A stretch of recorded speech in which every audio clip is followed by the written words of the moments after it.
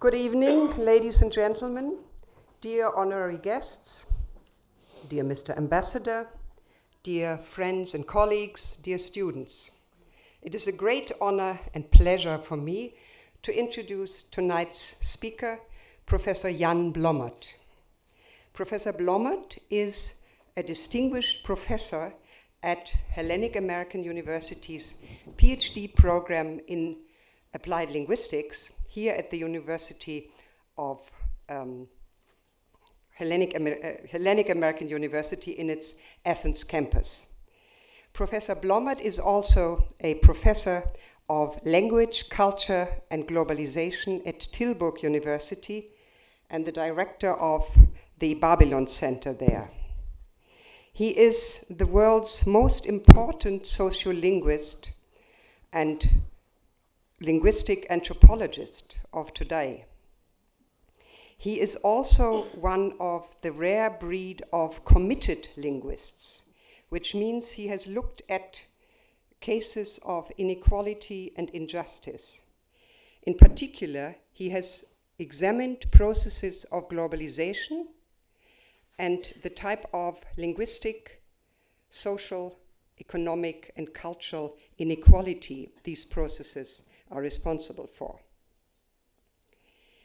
Tonight, Professor Blommaert, as you can see on this lovely picture here, will talk about limits to democracy, a topic of high relevance for the world today, for Europe, and of course, particularly for Greece. Ladies and gentlemen, will you please welcome Professor Blommaert with a round of applause.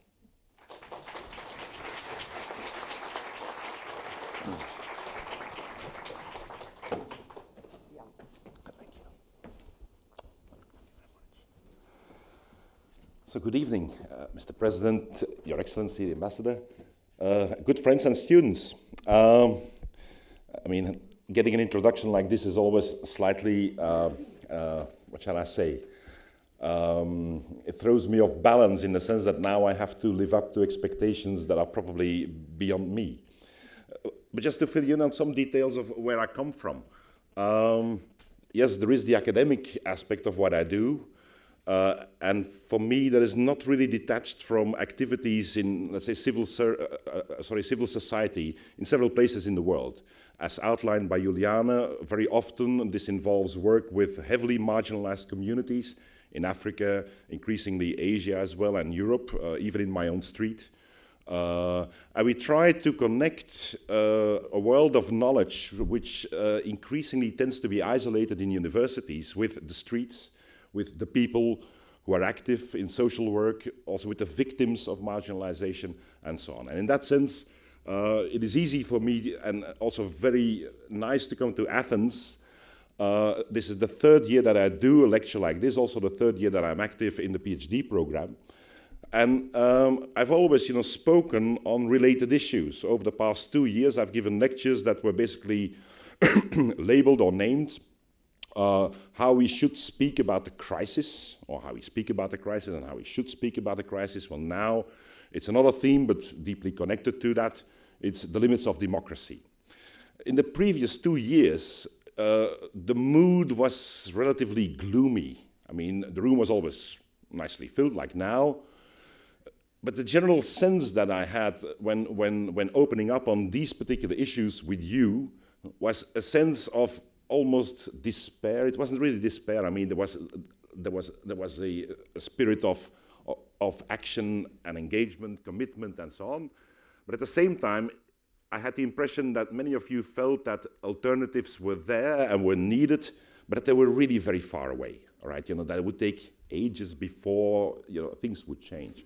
Well, now since the last few weeks, we have seen change, or at least we have experienced a change.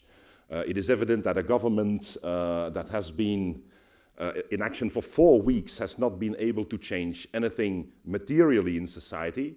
The poor are still poor, the homeless are still homeless, the rich are still rich.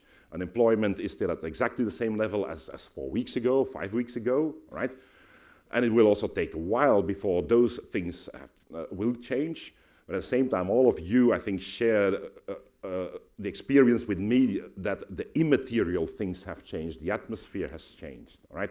The atmosphere has changed due to the change of government and also the activities, the almost epic battles that we have seen over the past couple of weeks between the Greek government and the EU, or individual members of the EU. We have new celebrities. You see them here. Do you recognize the guy in the middle? All right. He's become the biggest rock star on Earth over the past, let's say, 14 days. All right. That's the space in which he has become from a man entirely unknown, other than in very, very small circles, to somebody who is now reported on in every medium in the world, using labels and descriptions that are beyond belief. And in fact, my students, since the beginning of this week, have been examining exactly that, how Mr. Varoufakis has been built in media here in Greece, but also internationally, into a sort of superhero, all right? Somebody who can do everything except flying, but he might learn to fly, you never know. It might be a matter of days, actually, before he can actually fly. But this is what I like to do. I like to bring science to what is happening right now and use methods and methodologies in a way, that we as academics not only are good in explaining what has already happened, but also are good in explaining what is happening. And in a way, I mean, I did not anticipate, the acute relevance of this particular topic today, because I had decided this a number of months ago. But at the same time, this is very much about what has been unfolding over the past number of days, literally hour by hour, as we have been watching here and witnessing in every medium. Regular media, the big media, the small media, the marginal media, the micro media, everywhere, right? And, so my students have been working on exactly things like this, trying to describe this, analyze it, understand where it comes from, what it effectively does, and so on and so on. And I believe that they have had a very good, time.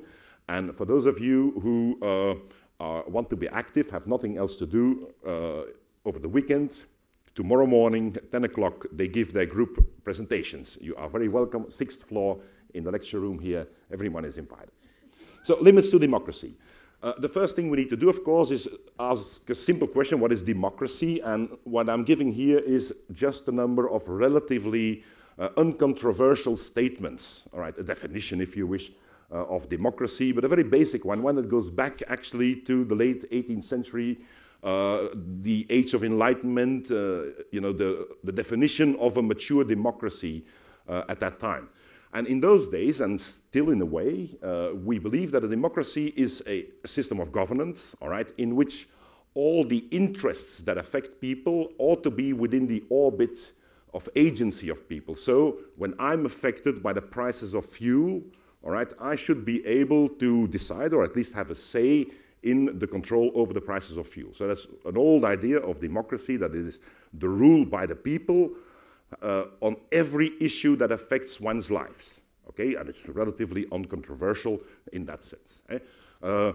Another thing about it is that the interests of the people, so the people must be able to articulate their own interests and should not be dependent on others in order to define this interest. It is down to the people to define their own interests and then also to articulate them through a system of representation. Because here's a system, so you have the principle, what is democracy?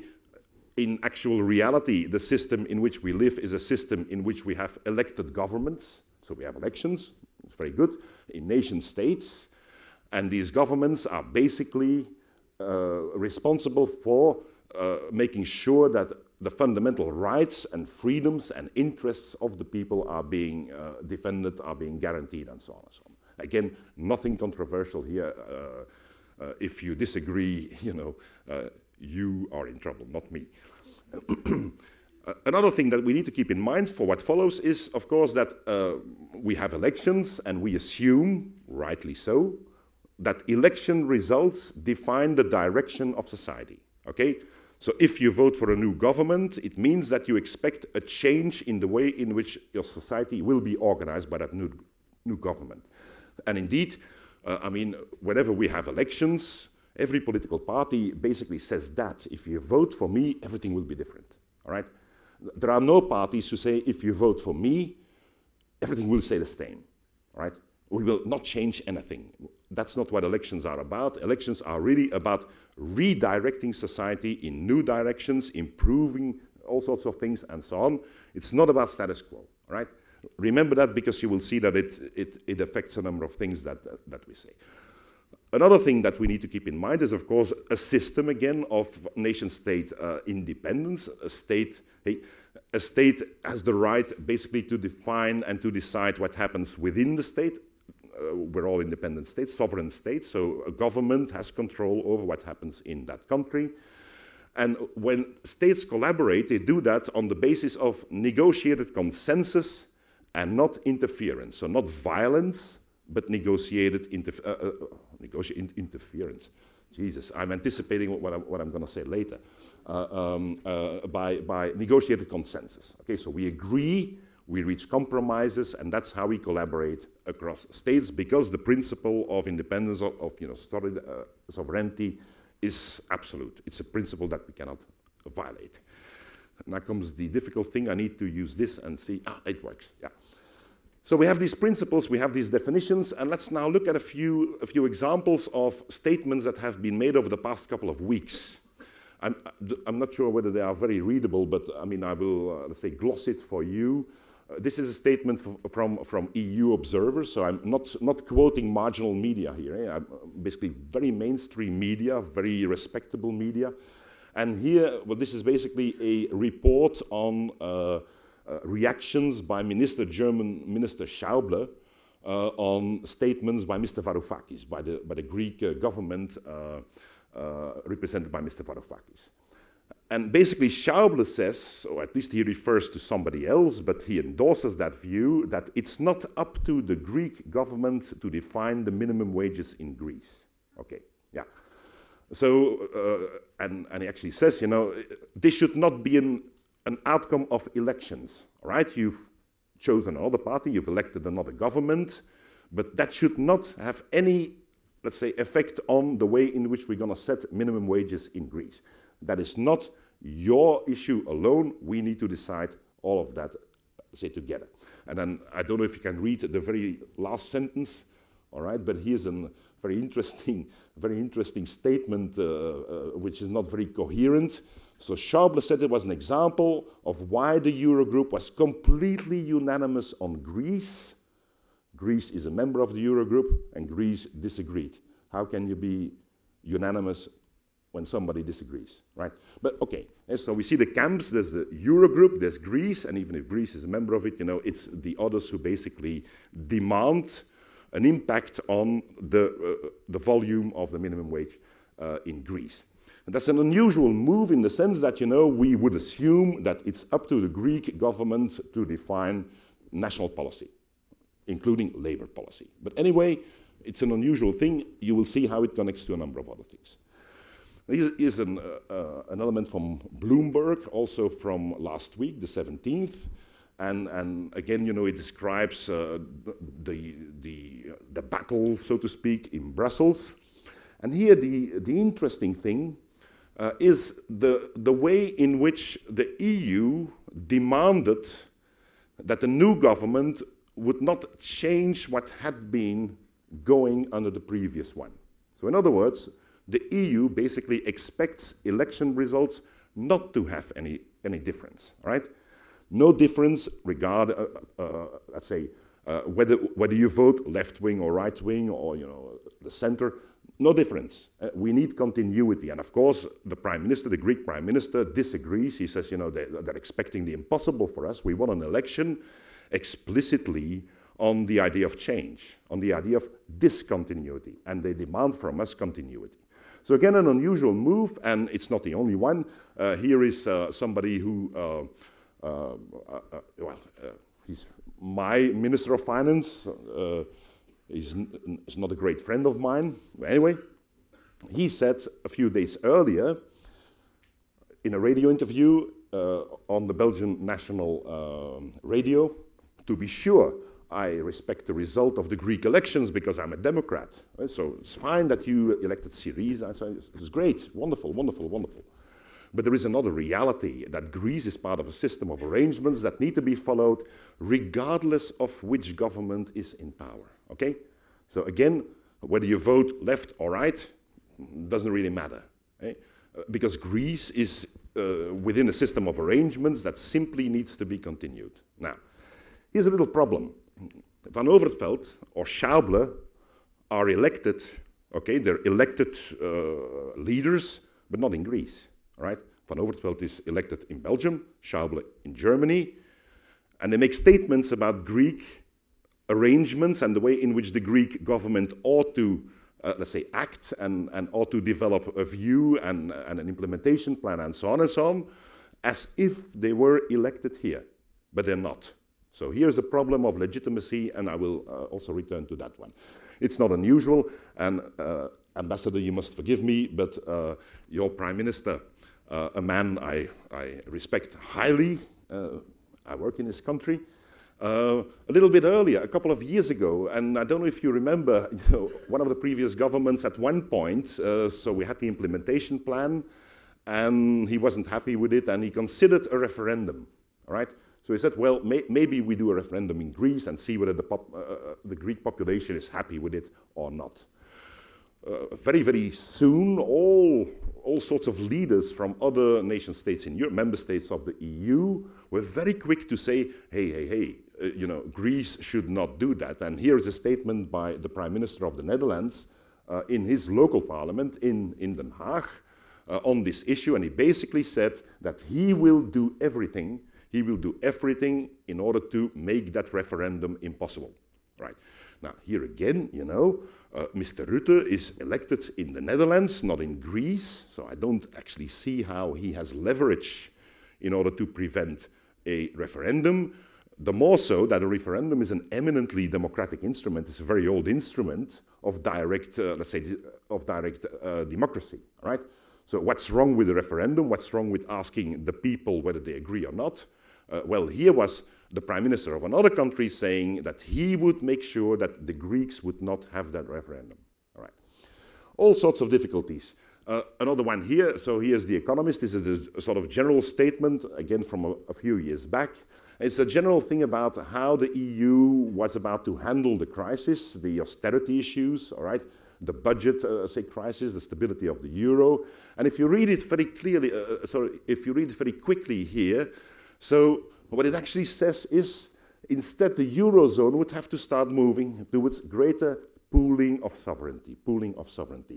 Very interesting words, and sharing of liabilities. What exactly does it mean? Pooling of sovereignty actually means reduction of sovereignty, all right, by the elected leaders. A reduction of the individual sovereignty of nation states, and a greater pooling, meaning other bodies, not elected in particular countries, would have to have a say in what happens in these let's say, specific nation states, like, for instance, Greece or Spain or Ireland and what have you. So here, a number of statements, that are really quite strange in the sense that we begin to see, and again, recall the definitions that I used in the beginning, relatively uncontroversial definitions.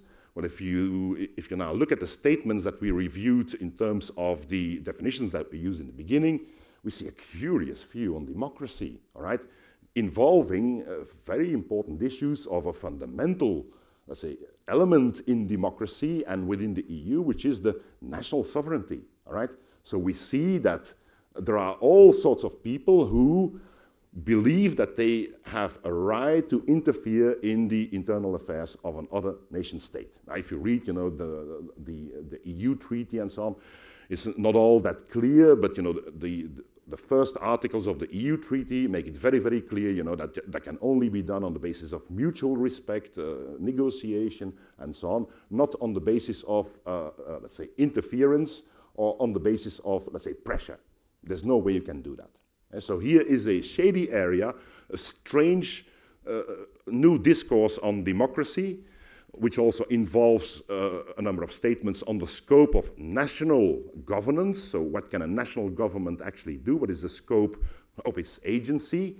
Now we know, of course, that an important a number of domains of what we do as individual nation states within these interstate systems like EU or NATO and so on is deliberated at a higher level, it's transnational, but we also see that in a number of instances it raises issues of legitimacy, right? Are you elected here is not a stupid question, right? It is actually an important question. Right? So what right do you have to speak on behalf or let's say instead of an elected government is not an easy question to answer. Right? And I would like to raise it because it has all sorts of implications you will see. And so here's the question that I would like to engage with in what follows. What are the real, not official, you know, but the real limits of democracy in a space like the EU and specifically then also with reference to the Greek situation? Okay. Because we see, of course, that officially there is no problem. Everyone respects the elections, everyone respects democracy, but in reality you also see that there are all sorts of strange, unusual transgressions, you know, and things that can be seen as interference in a way, all right, or as even, let's say, pressure on national elected governments to give in, to accept all sorts of things, and what have you. You already hear the echoes of Mr. Varoufakis, I'm sure, eh? So this is not a new discourse that I bring to you. Okay, how do we explain this? Where does this come from? Because it is unusual, it is strange, it is also debatable, all right? It has an origin. And I've, last year and the year before, this would be the real sort of center of my lecture here. It was about how, since 2008, it existed before, I mean, this view was there before, but since the crisis of 2008, there seems to be a general consensus in the media, the opinion makers, the policy makers, and so on, also the international organizations, that democracy and economy are no longer the same thing, all right? That they live in independent worlds, right? So you have the economy and you have a democracy, and they are different. When it comes to the economy, for instance, we have a discourse in which the economy is basically seen as neutral, right? It is a fact, right, or a range of objective things, okay? It is value-free, so you just have to look at the figures, okay? Don't make judgments about whether it's good or bad or whether you like it or not. It is value-free, all right?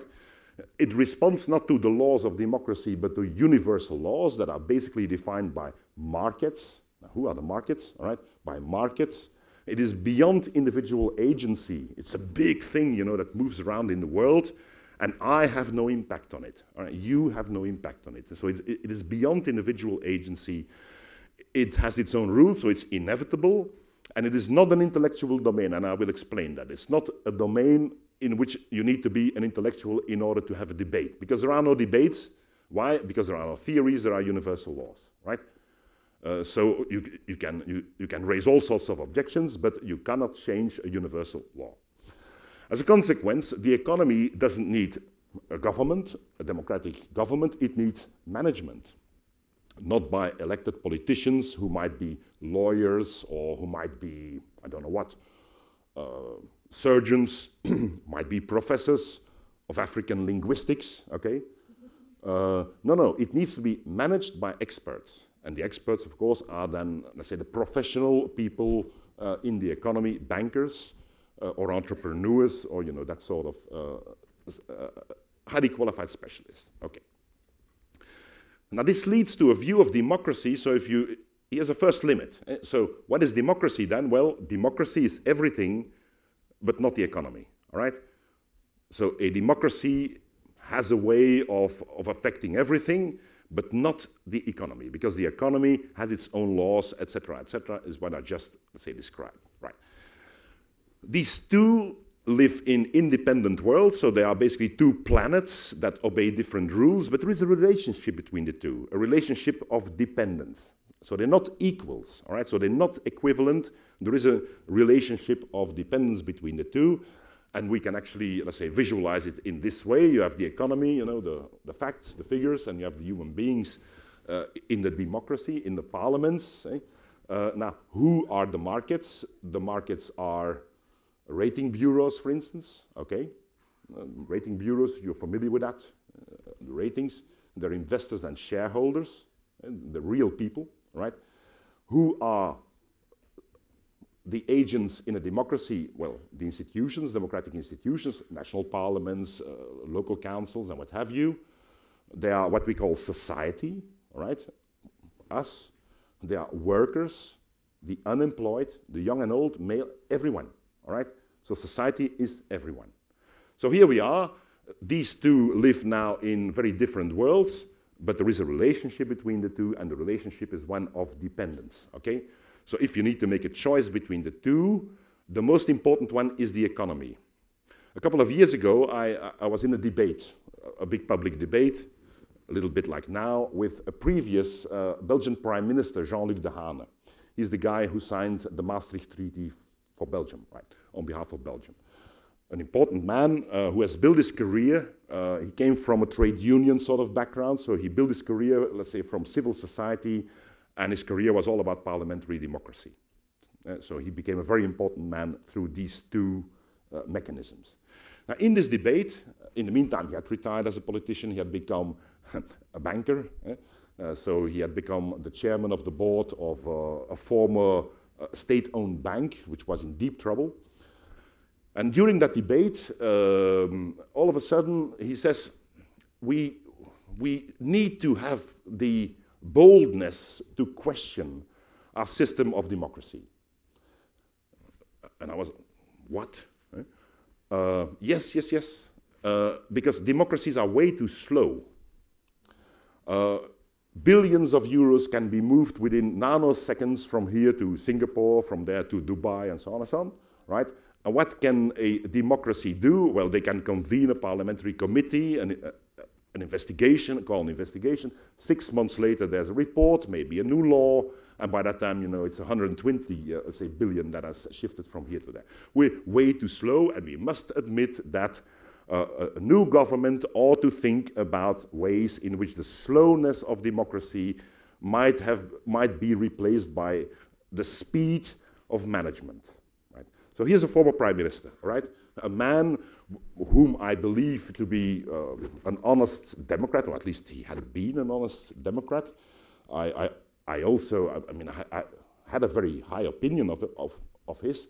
And he says, well, there are now these two worlds, and the democracy must be sacrificed when the economy demands it.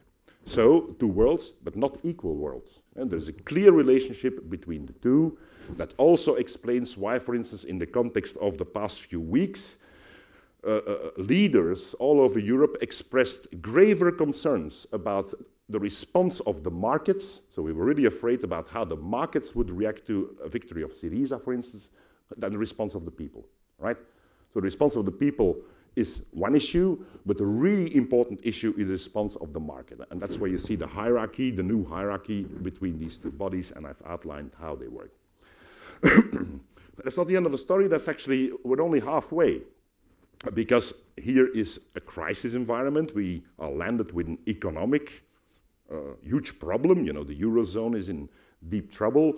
There is increasing unemployment, increasing dualization of societies, poverty, marginalization, what have you, and it needs to be solved. Now, how are we going to solve an economic issue? Well, very simply, by removing economic issues from within the orbit of democracy. So we're taking it out of democratic governance, and we're moving it into the world of management by experts, right? So we draw it out because otherwise, like Dehaene said, we will never be able to solve it adequately, right? If the democracies do what they do, the parliamentarians debate endlessly, 6 months and what have you, it will never be solved. So we need to take it out and make it an object of management by, let's say, experts. How? Well, you do that, for instance, by control over the budget. This is the stability plan in the EU, within the Eurozone, all right? So we have a way in which national budgets now are being monitored by the EU, and the EU, again, is not elected politicians, but basically experts, right? The Troika, okay? Another set of issues is, well, if we want to get the crisis solved, we also need to do a lot of social engineering, all right? because of course the economy is grafted onto society, and all sorts of aspects of society need to be reordered, so to speak, in order to solve the economic problem. Right.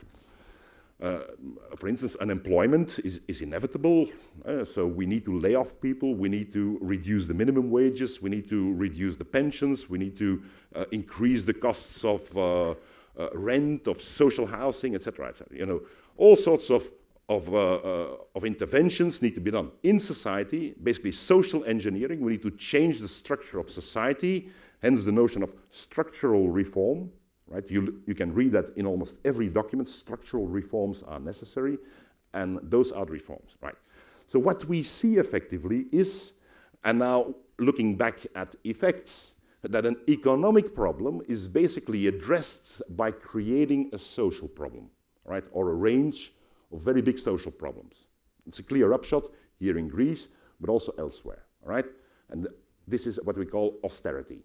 Right? This is the recipe of austerity, and it has been very clearly articulated, not just by the Greek government, but by several organizations all over Europe, and also by several very prominent economists over the last number of years. Right?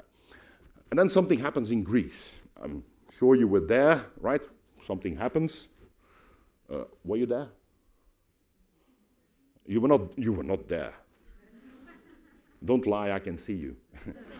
And you know, a couple of new guys, well, a group of new guys moves in, something happens in Greece. And now Greece needs to come into this battle about the reduction of the effects of the crisis, all right? So we need to get out of this economic issue, and we're gonna do that in a particular way. So here we are. Now, what we have seen earlier, the isolation of the economy out of a democracy was basically the end of an old notion which we call political economy. A political economy was the way in which the economy was imagined since Adam Smith. The economy was never autonomous. The economy always had a higher function, and the higher function was society. It had to improve society. And again, this is in the European Treaty, right? The terms that the European Treaty says is a social market economy that will bring economic and social benefits. Right? So there's a particular idea of the economy and of the role of the economy in a society. Now here what we have in the Greek alternative, and the quotes around it are not scare quotes, they're actually, I'm actually citing it as an alternative. What has been done by the Greek government, by Mr. Varoufakis, is he reduced the economic issue to a financial issue, right? So he reduced it to an issue of debt, repayment, rescheduling, and so on. So he narrowed it down in such a way that all of a sudden the economic issue became one thing, a little thing, a central sort of thing, but maneuverable. And on that thing he accepted the authority of the EU, the Troika, which is now called the institutions, and so on, right? So here we see a first intervention was, what is the problem, the definition of the problem, narrow it down from economic to financial, right? Financial. And on that financial issue, we accept the supervision of the EU and the other, let's say, institutions who did that, who are in charge of that, right? At the same time, however, he refused, or the Greek, let's say, government refused the social engineering, so the implementation plans that had been supervised until now by the EU and by the Troika, right? So he basically dissected that one package that we had seen in the earlier slide, in which an economic issue would be addressed by a general reorganization of society. No, he narrowed it down, he redefined it to a financial issue, and then he said, the way in which we will solve this financial issue is a matter for us to decide, not for the EU, not for the Troika, for Greece to decide. Okay, because those are modalities. Those are not the central issues. It's not a central, say, problem. Those are the modalities of implementation, and it's, well, it is up to Greece to decide it. So he re-emphasized, or they re-emphasized, the independence of Greece, the autonomy of the Greek sort of government, to arrange this, to have a say in all these measures, these hundreds of measures that needed to be taken, right? And in that sense, he also emphasized the fact that a new government has the role of bringing a new plan, which is of course very important for Syriza and for the new government in general. They need to be seen to bring change. It was the explicit electoral agenda, right? We will change the way in which we address it, okay? So he did all of that in a sort of intellectual move by redefining the key problem, which is no longer economic but financial, and all the rest is implementation, and that's down to us. So we only accept interference, we only accept supervision at the level of money and only money, right? The reactions, as you remember, were you know, reactions of shock and displeasure. People felt very uncomfortable with that sort of idea because it was literally thinking outside of the box, right? This was a complete reversal of a mode of modus operandi that had been developed over the last number of years, definitely since 2008, 2010, right? So it was a way in which we did things, and all of a sudden, with one redefinition, a government, a weak government, all right, a weak one, a victim, you know, somebody who was in the, on the wrong side of the deal, all right, says, we're going to do that in a different way. And you remember the faces of the people who were directly addressed by these ideas. They were not really happy with it. And so there was a response. One part of the response we've already heard. It had the shape that we have seen before. For instance, Schäuble's idea, you know, that minimum wages are not just for Greece to decide, right? No, we want to have and retain that impact on these actual measures. Why? Because Varoufakis is wrong. It's not just a financial issue. He doesn't understand the economy because those financial issues have they have an effect on almost everything. Like minimum wages are an ingredient of what is called the investment climate, right? The investment climate affects the confidence of markets in Greece, or in the euro, or in the eurozone, or in Germany, or in Italy, or Spain, right? So the trust of the faith of the markets would be damaged, would be endangered. As a consequence, the argument was, no, this is an economic issue. So these internal things are economic issues, and as a consequence, they belong to the EU, or at least they should be to the EU to decide, not just to Greece. That was the battle that we have seen since last week, and that basically ended last Tuesday, which is only, ladies and gentlemen, 3 days ago. That's how fast history goes. So it may sound as if I'm giving a history lesson or lecture. Well, this is basically 72 hours ago, right?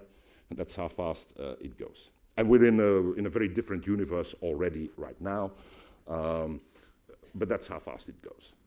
Now, look at the fine print.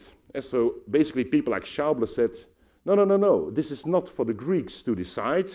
And then if you go through the documents of the past number of years, all the things that apparently were not for the Greeks to decide was quite a bit. Right? And I'm here just listing a few things. The size of civil service, the education system, structure of the education system, financing structure of the education system, health, welfare, infrastructure, privatizations, the pensions, allowances, benefits, the fiscal system, etc. Basically, everything. Also the structure of the labor market, the range of the assets that the government had. You know, the public assets had to be privatized under specific sort of conditions, and so on and so on. So basically what we have seen is that all aspects of society appear in reality to be economic, all right? So you have these two worlds, and here's the economy, and it behaves according to very different laws. And if you start looking a little bit more closely, all of this has entered in here, and is no longer decided by democratic government, but by experts, by economic experts. So that was the sort of hocus pocus that was resisted by the Greek, let's say, government. As a consequence, you know, since everything is economic, everything is for experts to decide, and very little is left for democratic elected governments, outsiders basically, to decide. So what we see is that, of course, officially, in the rhetoric, everyone respected the democratic decision, the election result, and the independence of Greece, the autonomy of the Greek government. You know, they still needed to go to parliament, and they still needed to have a vote, a democratic vote, and so on and so on. We respect it, but at the same time, the government, and not only the Greek government, I mean, we in our country are also facing with a very Greek-style sort of austerity right now. So it's exactly the same mechanism we see in a number of places in Europe.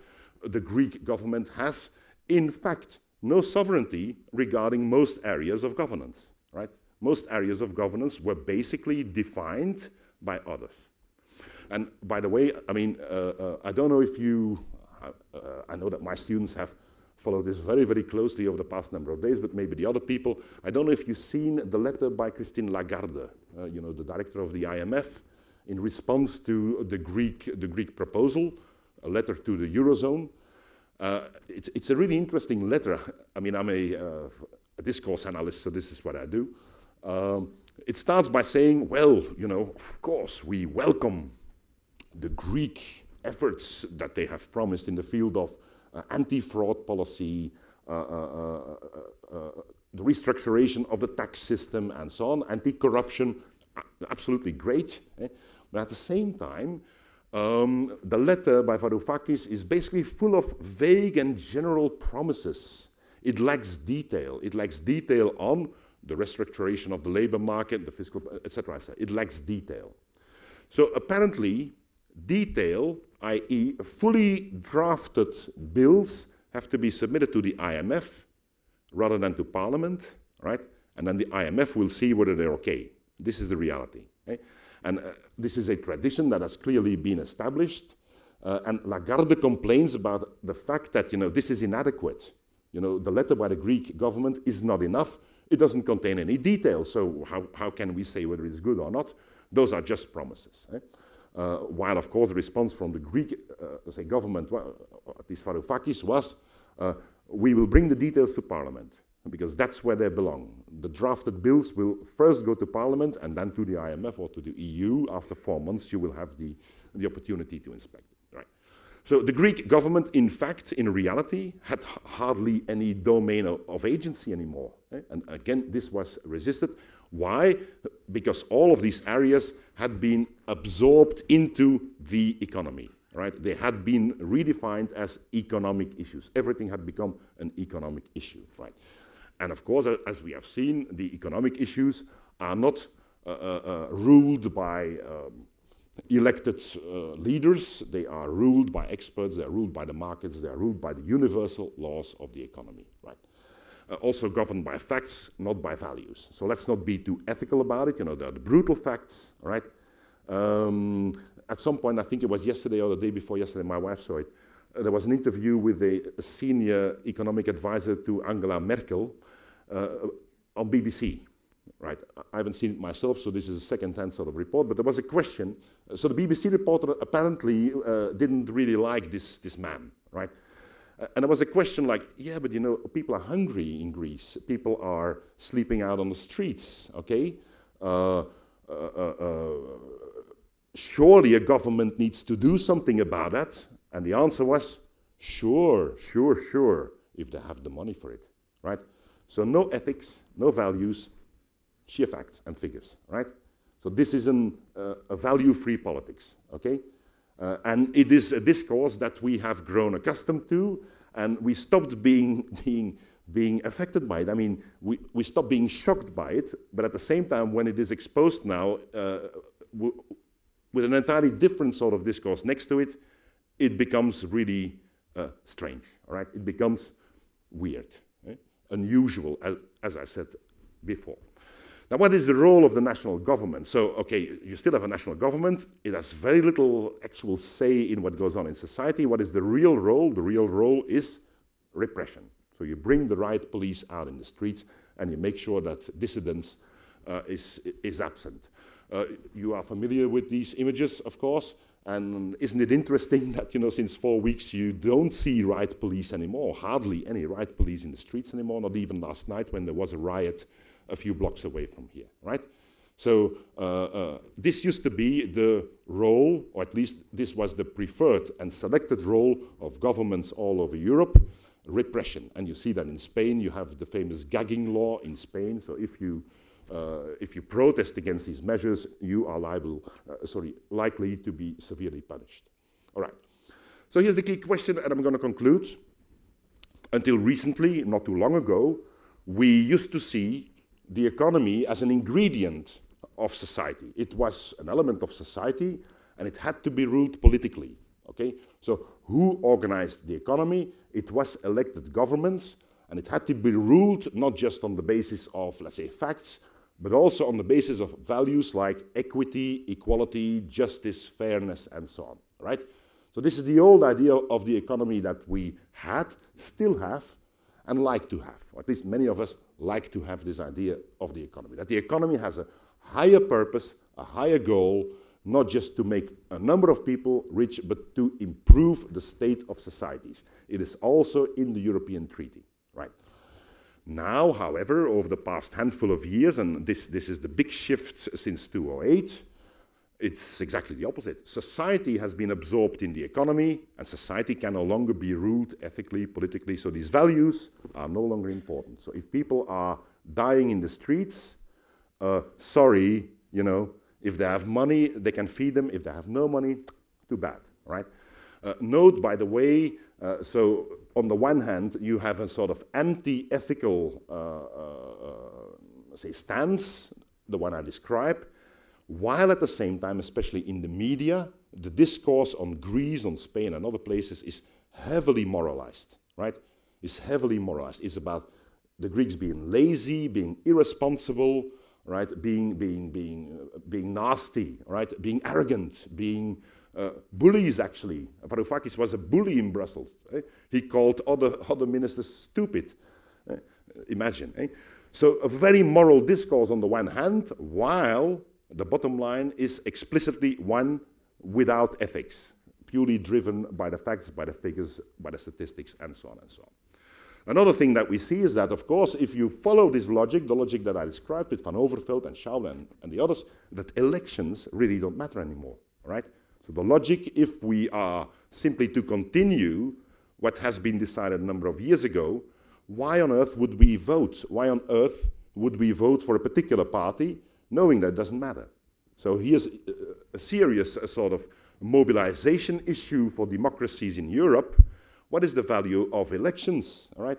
What is the real role of elections when the sort of general assumption is that regardless of who rules, there will only be one mode of ruling, all right? There will only be one model of governance.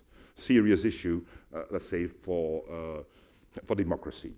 While, of course, politics, so the democratically elected governments and so on, in terms of real scope, are being reduced to repression, right? Surveillance, repression, and making sure, you know, that these transitions move on without, let's say, too much violence, instability, and so on. So this is an enormous reduction of what we believe is real politics. And so here we are, limits to democracy. So what are the limits to democracy? It is my firm belief that this is the big issue again, right? We had lost it as a sort of idea, as a sort of notion that was important. We had basically stopped thinking about democracy as a system, a structure, a history, a big story about ourselves and about our societies. We basically had dismissed it because we were relatively sure that everything was all right. Now, over the past couple of weeks, precisely because of these two discourses, all of a sudden there's a new discourse, right? We begin to see clearly that the big issue now is the limits of democracy. Okay. Now here in Greece, you guys have made a very important statement, a very, very important statement. And I believe that the main effect, I mean, there will be forever debate over whether last Tuesday was a victory or a defeat, you know, and frankly, I don't care. Because I see that it has opened a space for debate all over Europe, not about the level of minimum wage, not about the role of the IMF or whether Mr. Schauble is a nice man or not. Those are not the issues. It's the really big things. It's about justice, it's about democracy, and it's about what we, the people, have to say. Thank you very much.